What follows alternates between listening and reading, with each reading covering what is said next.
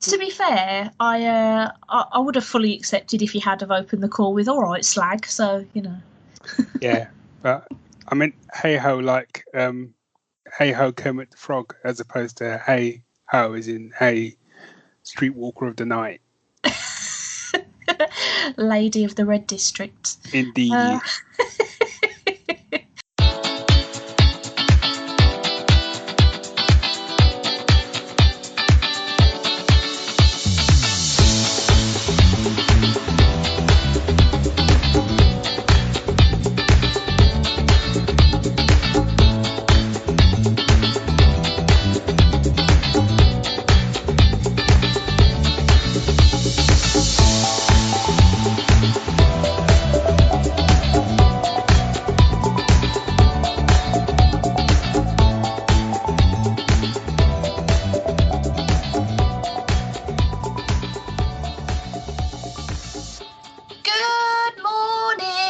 Everybody, it's Stace and Barry in the morning. We're bringing you geek stuff and breakfast, except the breakfast isn't real, but the geek stuff is. So I've lost the tune of this song. Hey, good morning, everyone. One day I'll improv a song and it won't be shit, but today's not that day. I'm sorry. No. Look, I tried. I'm Stace. The person who's just disapprovingly sighing at me is Barry. You're the singer we need, but not one that we deserve right now. I'm not sure I'm the singer you need, even. No. Can I just say, like, before we get into the meat and potatoes of this podcast, that line that I just quoted, which was adapted from The Dark Knight, I have never actually understood what that bit of dialogue means. I know it's. I don't get it. And every time, like, I see people use that quote, and then people nod sagely, I sit there and I nod sagely, and I'm like, I don't get it. So it's like, yeah. So it doesn't make any sense to me because, like what? Which way round is it? Is it not the hero you need, but the one we deserve, or is it vice versa? But either way, why would you need I suppose the only way it makes sense to me is by saying that you don't deserve him as a hero. But then, like, Gotham definitely doesn't deserve any heroes of any ilk because it's a shithole full of arseholes. Anyway, yeah, I don't get it either. If it makes you feel better, yes, I mean, it makes me feel loads better. We can just be stupid together. So here it is. Because he's not the hero. Why am I doing Batman? It's Jim Gordon that says it. Because he's not the hero Gotham deserves. What? Because he's the hero Gotham deserves, but not the one it needs right now. So is he actually saying there that Batman's a bit shit? Is he saying that he's the hero that Gotham deserves because Gotham's horrible, so Batman's also horrible, but he's not the one it needs, which is a legit good one? That's right. I think. Is that what it's saying? You're so stupid. I think what it's saying is that, like, that because he's the hero Gotham deserves, as in they deserve to have a really, really good hero, but it's not the one. It's not the one it needs right now because they need him. Everyone needs to think of Batman as the villain. That was what it was. That was the whole point of the end of Dark Knight, because they didn't want Harvey Dent to, like, get out with his Two-Face. So, like, Batman took the flak. So I think that's what it is. But if I remember the first time I heard it and going, oh, it's really deep, and I came out cinema going, I don't know what that meant. I'm still not sure, and you've just explained it to me. Yeah, and to be honest, I could have got that totally wrong. So who knows, Who knows? Certainly not us. Nope. Answers on a postcard, listeners. Yeah. So Christopher or Jonathan Nolan, if you're listening, if you could just send us an email, let us know what you meant when you did that film. That'd be lovely. Cheers. Top notch. Going mildly backwards a bit to the fact that I was singing a terrible improv song when we started.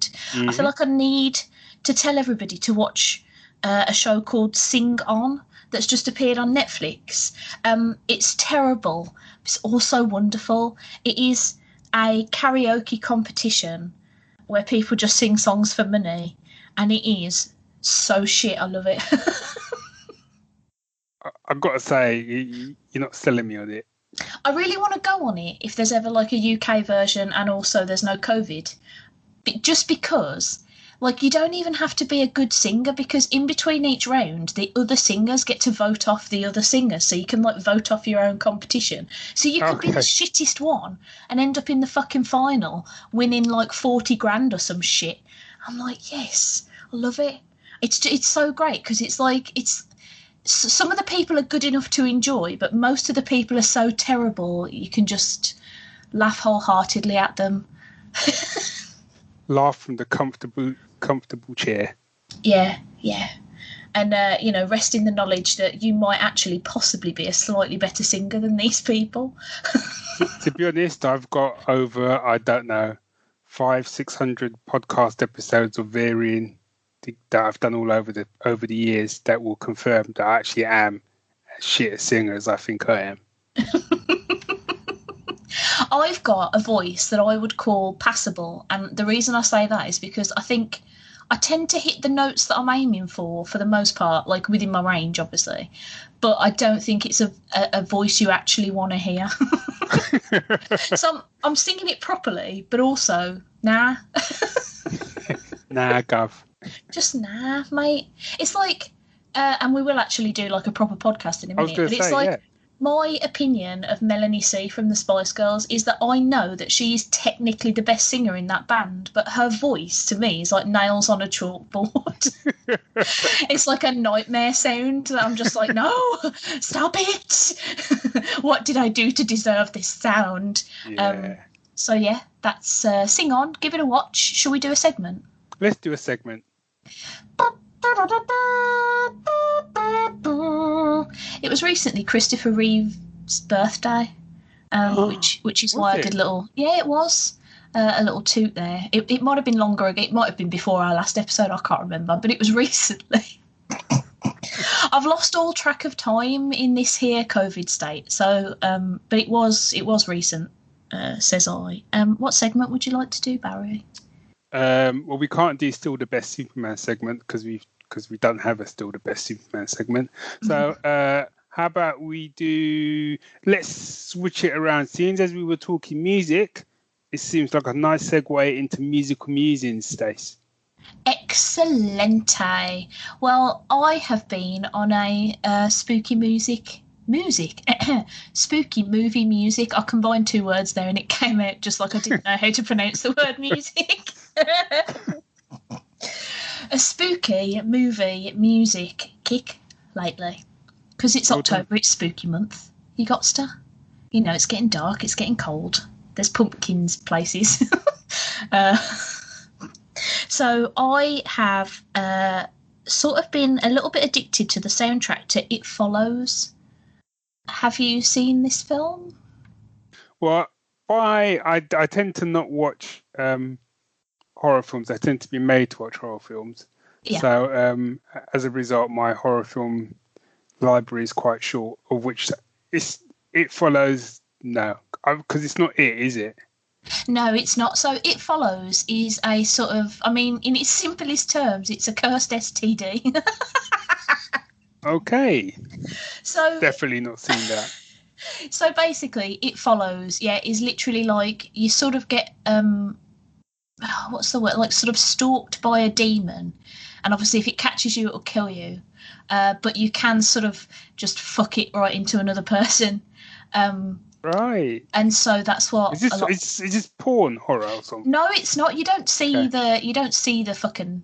At least I don't remember seeing any fucking. Stop saying fucking, Jesus Christ. It's a weird premise for a film, but it actually turns out to be quite good because the thing that's following people that they sort of get sexually transmitted is it could be like any person and you don't really know who it is until you've sort of twigged that they're kind of locked onto you and following you. And they don't like run and stuff, they just sort of walk menacingly towards you. So as a viewer, it's a really interesting film to watch because you'll be sort of like It's like a spooky Where's Wally of like, oh God, who is it? Where are they? Like right. Someone in the background is very menacingly creeping in, and you're like, oh, is it that old lady? Ugh. Like it's a really creepy movie. But the soundtrack is by a guy called Rich Vreeland, who goes by Disaster Piece, and it's sort of I would say it's a pretty big homage to the John Carpenter soundtrack to Halloween, in that it's very sort of spooky and eerie and creepy and synthy. But the composer has also done like quite a lot of video games, so there's also a little bit of that sort of like modern kind of like video gamey feel to it. It's very good, very spooky and atmospheric. Yeah, I like it. And what's it called again? So the song that I picked is just the title song. It's literally just called Title, from It Follows. It Follows by Disaster Piece. Disaster Piece is a great name to go by the way. That is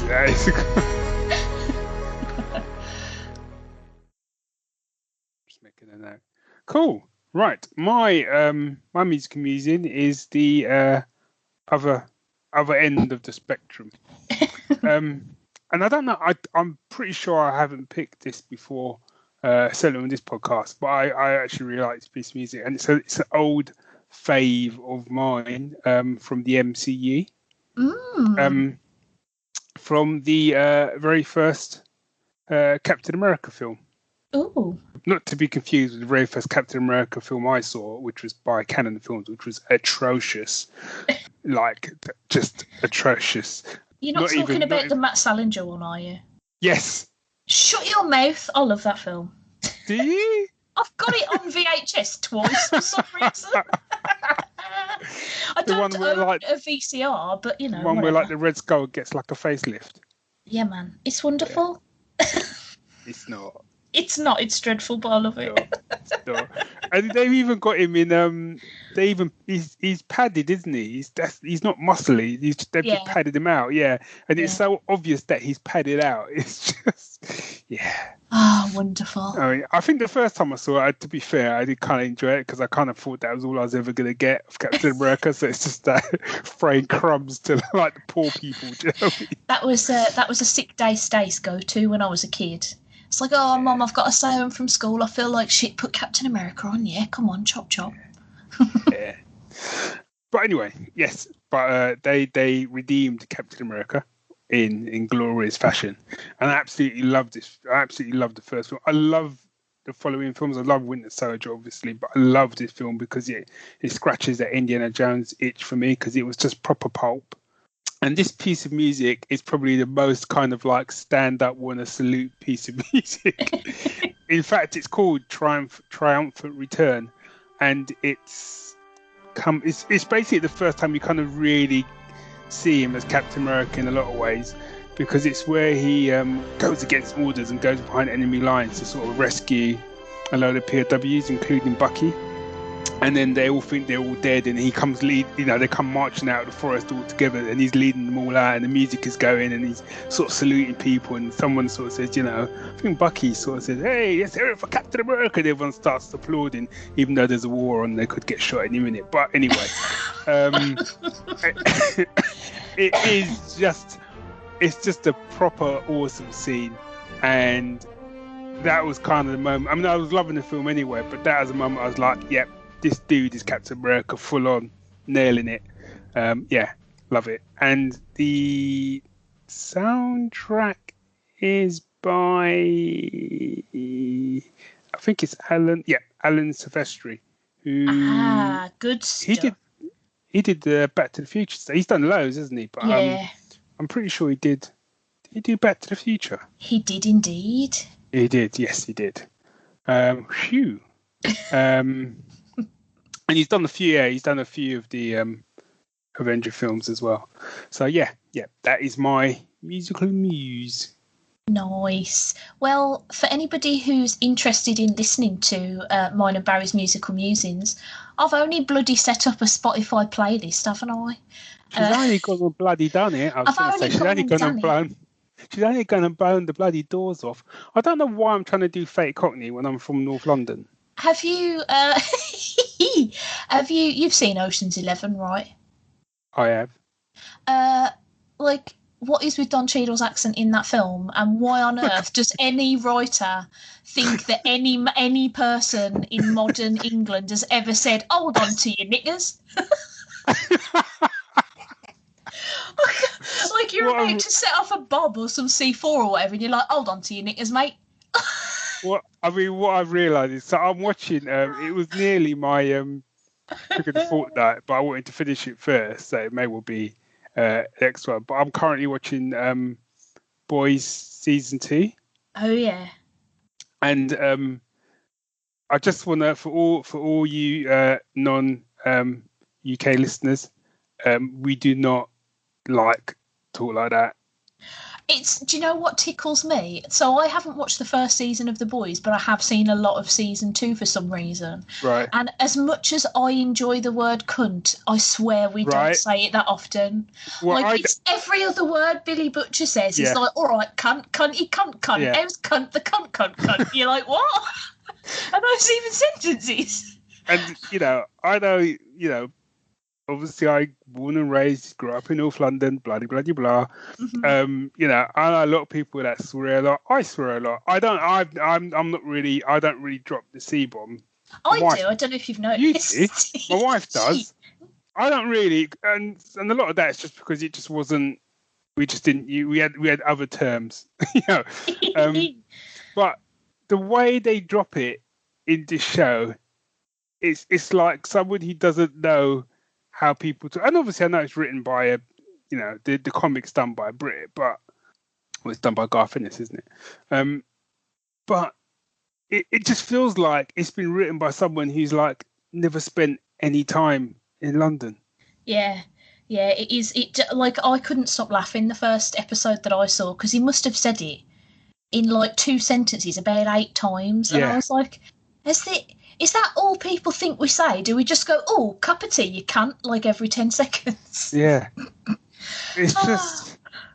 and I think the thing is as well, is when it's used, when the C-bomb is used, appropriately, say when Sue uses it, it's a very powerful word. When you drop it, that's you really, really don't like someone you drop that. So, okay. But in this, it's just, it's like punctuation. It's like a full stop. It really is. It's the point of it. It's just lost all kind of power over me, that word. Anyway, that's a complete side. Complete aside. Shall we do another segment? Because we're running out of time. We're running out of time.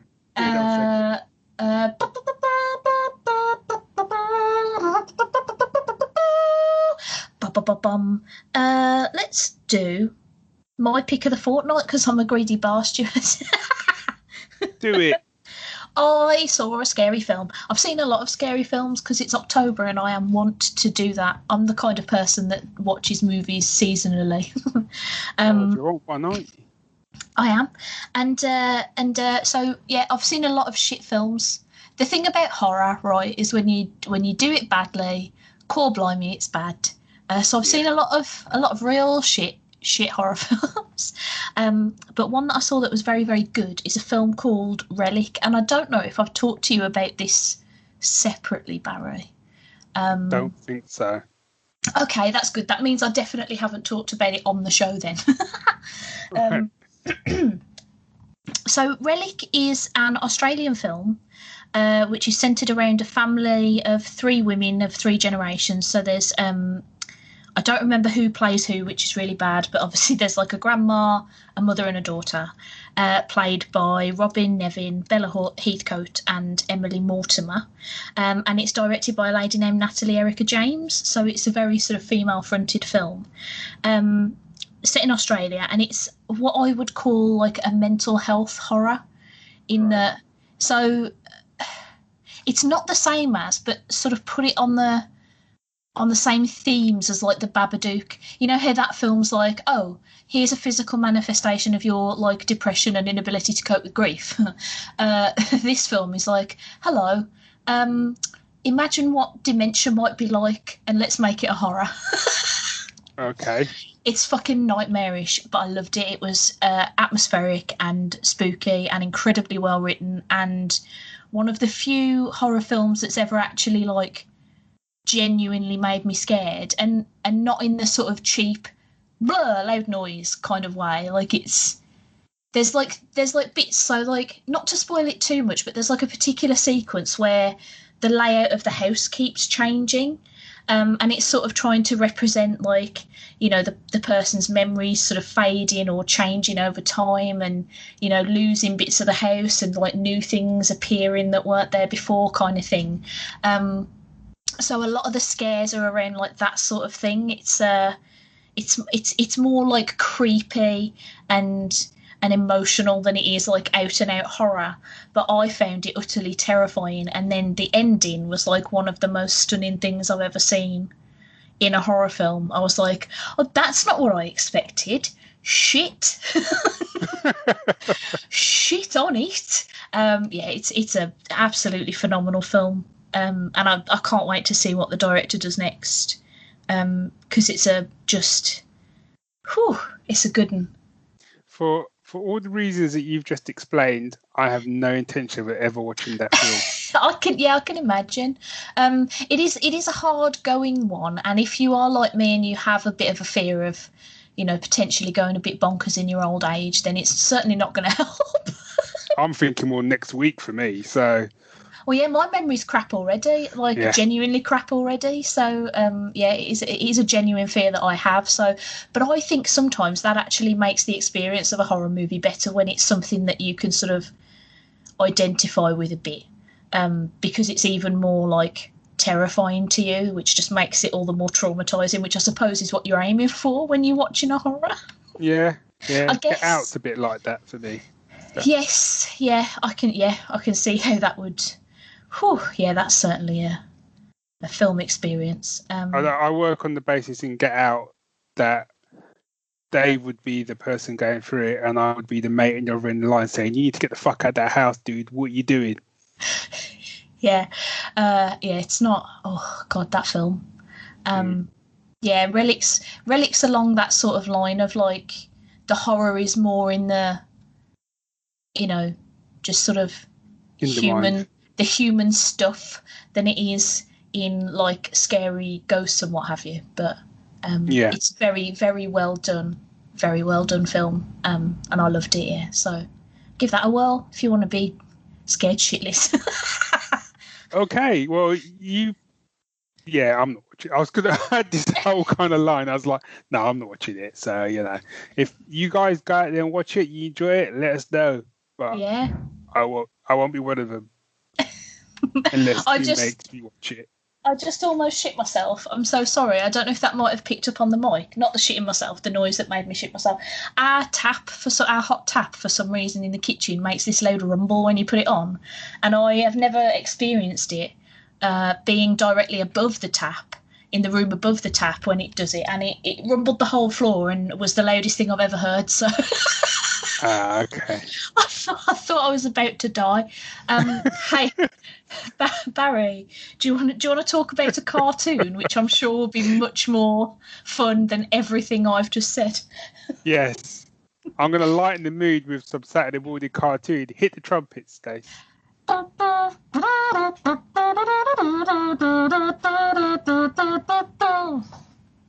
So, nice, DuckTales, by the way. Thanks. I was going to say I lighten the mood with a cartoon, then I realised what the cartoon is. Oh, no. Is it BoJack Horseman? No. It's Jurassic World Jurassic World Camp Cretaceous. Have you heard of this? No, I haven't. So this is a Netflix show. It's 8 episodes. I think it only dropped a couple of weeks ago. Yeah. And the blurb is Jurassic World Camp Cretaceous follows a group of 6 teenagers chosen for a once-in-a-lifetime experience at a new adventure camp on the opposite side of Iceland, the island with the dinosaurs on. I'm not going to try and pronounce it. But when dinosaurs wreak havoc, as they want to, across the island, the campers are stranded. Unable to reach the outside world, they need to go from strangers to friends to family if they're going to survive. Now, I watched the trailer for this, and I thought nah, don't fancy that. And then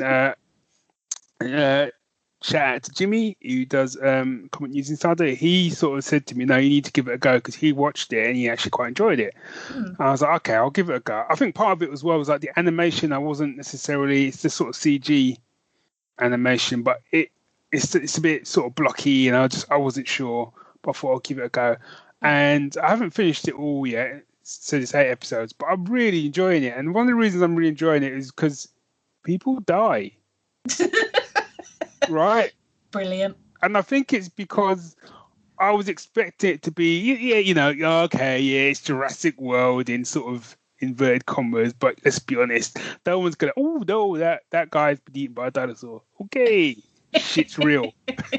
now obviously it is kind of aimed at sort of, kids or whatever, so it's not like you see people getting their arms ripped off and stuff, but I was watching an episode today and it's like, clearly that dude's not getting up.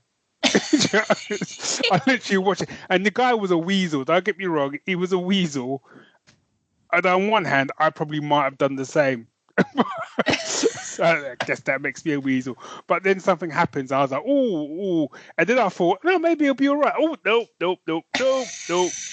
He's dead. So yes, it's got a bit of a disaster movie sort of vibe to it.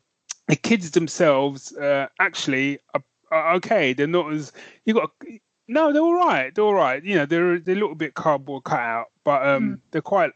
You kind of warm to them, even the ones that you're not supposed to warm to until And it's quite good fun. It's quite unexpected. It's only 8 episodes. It's been picked up for a second season as well. Oh, nice. And they do mention some of the characters from Jurassic World, which is good. So I'm not quite sure, because to be honest, I didn't really follow the films that well, those 2 films anyway. I just kind of drank a lot and watched them. Best way to watch them. Yeah. So I'm not sure when it takes place. Yeah. I'm not sure if it takes place, whilst all the stuff is going on with the first film, and maybe that's why it's kind of linked in, or it must be the first film, because in the second film, the whole island sort of gets screwed, doesn't it? But yeah. So Jurassic World, Camp Cretaceous, give it a go. Nice.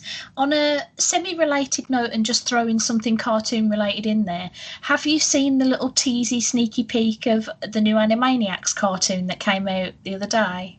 No, but I didn't realise there was a teaser or anything for it. I saw your you posted an image on your Facebook wasn't it from Jurassic? It's from Jurassic Park. Yeah. No, watch it. It's a video clip. And it features the people from the original Jurassic Park. Yes, go and watch it. It is wonderful. For anybody else who wants to see it, Stacey's Pop Culture Parlour group on Facebook. I put a link up the other day, so it's in there. Not to do like a little shitty plug for my own group, but that's where it is. But I did it. You did? I can't wait for the Animaniacs. It's going to be so good with Pinky and the Brain. Oh, calm down. Are they coming back as well? Yes. No. Yes. Oh, I'm in. Yes. And it's like all the original voice cast as well for the Warner Brothers and Dot and Pinky and Brain. Rob Paulson's been all over pimping it, and I'm just like dribbling, waiting for it to arrive. Yeah. When does it start then? November. Okay. I think. Yeah, so there you go. Cool. Little fun nugget to round off episode 20 of season 2 of Stace and Berry in the morning. That means we've got our next 2 episodes, 2-part, a cliffhanger. Oh, will they? I don't know, because if we do a 22 episode season, do you know what I mean? It'll be. Oh yeah. Oh, cool. That's exciting. We'll have to actually plan things. Yeah, there'll be a big twist in the last episode. Yeah, it'll turn out that actually season 2 has all been done by Dave Monteith. Yeah. And actually, I'm not here. I've been kidnapped by aliens. Well, what's happened to me? That's boring. On my behalf, am I still? No, but you don't. No, but the twist is you don't also know Dave? that. Yeah. I would love to hear Dave do an impression of me, and I know you guys are about to record an episode of Geek Syndicate, so ask him to, because I want to hear it. Ask him to do an impression of you. Yeah. And keep it in the episode so I can hear it. I'll do my best to remember. I'm sure all your other listeners will be like, who the fuck is that? Why is he doing that? To be fair, that people will say a lot of that about what Dave does anyway. Why is he doing that? I say a lot of that about Dave. So yeah. That reminds me, happy anniversary, you guys. Good Lord. So much podcasts. Yeah. Get out of here. Son of a gun. Haven't you quit already? Come on now. No, that's going to be the twist. It's like, I quit. No. Don't do that. Hey, look, I'm rambling. I'm going to let you go so you can go and record that other episode. Listeners, have a bloody lovely Saturday or whatever day it is that you're happening to listen to this little audio nugget. And we'll see you next time. I was going to say next fortnight, but we are so not good at schedules. We'll see you on a Saturday in the future. We'll see you outside the KFC. Oh, yeah, man. Yeah. KFC, baby. Bye. Bye.